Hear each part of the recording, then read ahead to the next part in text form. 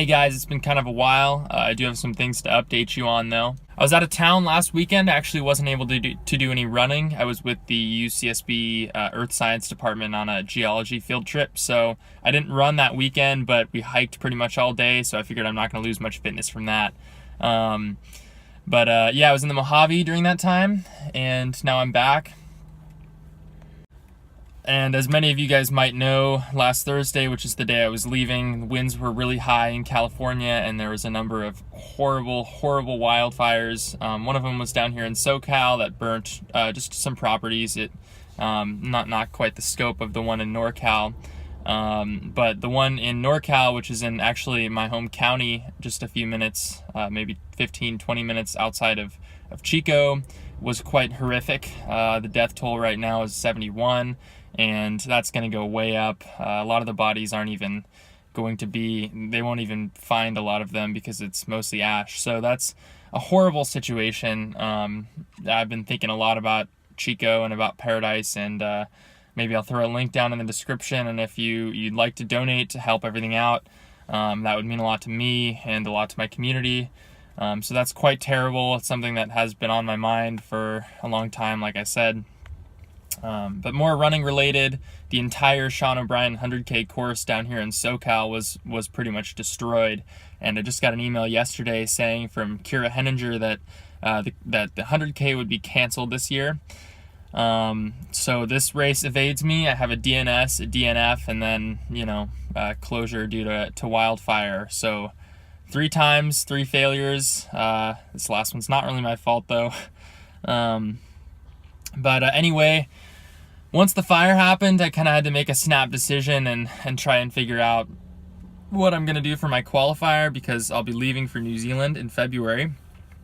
And so I don't really have a whole lot of options once I go to New Zealand, so I'm trying to get my Western States qualifier done this is for 2020, trying to get it done before I leave. So that means either January or February. So pretty much as soon as the fire happened, I threw my name in Bandera. So it's kind of a send, a lot of travel, but I'll be headed to Texas in January.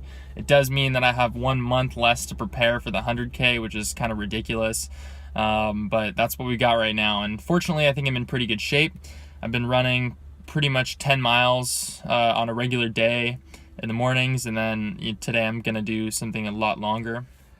So as far as today goes, I'm going to do probably around 20 miles. I'm going to try and do 4 hours. I'm at Gaviota State Park. And if you're not familiar with Gaviota State Park, it's really steep. I did a 20-mile run here in preparation for Western States, and it ended up being 6,000 feet of elevation gain. So that's actually the same average grade approximately as UTMB. So you could actually train for UTMB here.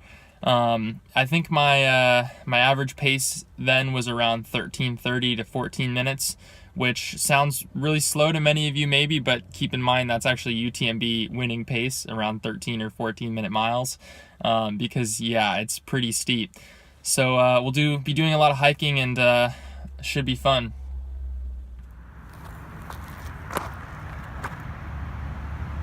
Going way up there.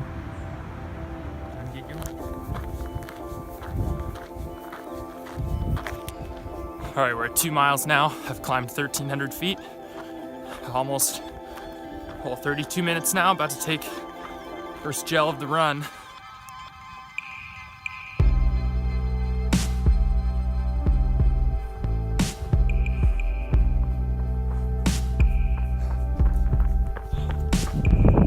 At the saddle now, over 2,000 feet in 2.8 miles.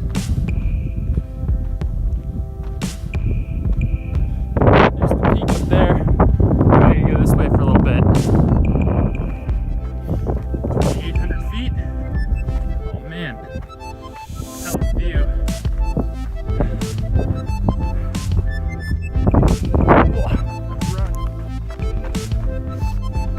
Oh man, I feel good, and that's freaking awesome. Totally surreal. Whoa. Dope.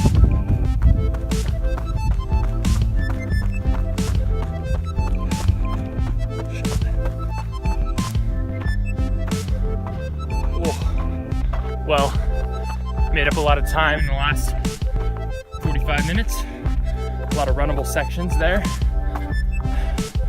Now I'm only at 13:30 pace. Headed up to the peak. Gotta stop this on the log. Yeah, to the peak. 458. Go over 10 miles. This is the aid station. Liquid calories in the second most UCSB way imaginable. All right, first aid station is complete at about 2 hours and 12 minutes. Spent 5 minutes there. By aid station, I mean my car. Feeling really good actually. I think better than last time. Whew. Lost a lot of time on the sketchy downhill bit. There's about a mile on the way down, going that direction that you pretty much have to walk because it's so rocky and steep. And I'm gonna go up it this time, but I'll come down the smooth way. Whew. All right, keep moving. Okay, dumbass move. I forgot to take a couple of gels out of my car, so added an extra half mile to this thing. Whatever, it's all good.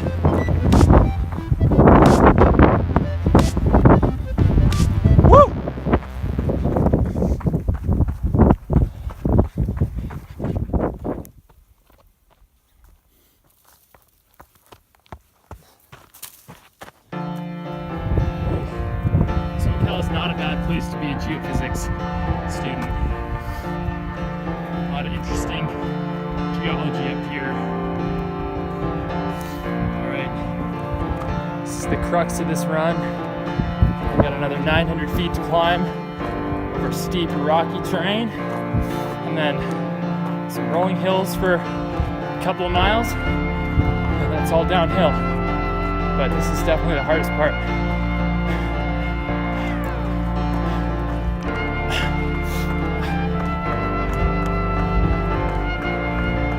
Average pace is gonna skyrocket. Over 2,000 feet now, almost there. Summit's 2,400. Oh.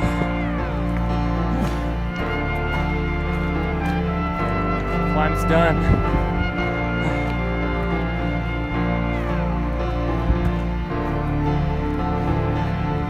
Sun log second time, mile 14, 2,400 feet. I gotta go a mile and a half that way, and then back, and then down the hill, and then we're done. Out I'm going. Look who I found on the trail. Woo, go mom! Alright guys, just gonna update you. Ran into my mom at about mile 19 and did the last mile with her. So ended up doing about 20.3 miles and probably over 6,000 feet of climbing in about 13-minute pace. I think 13:03 was the final number. So that's good. Like I said, I'll see everyone in Bandera. Hopefully, run a solid time there. And yeah, please consider donating some money if you can to the fire situation because it's quite bad. But thank you, and I'll see you guys next time. So I've heard a lot of people complain that Hokas have a wide toe box, and I've never had a problem because my toes are fairly narrow, but apparently they're right.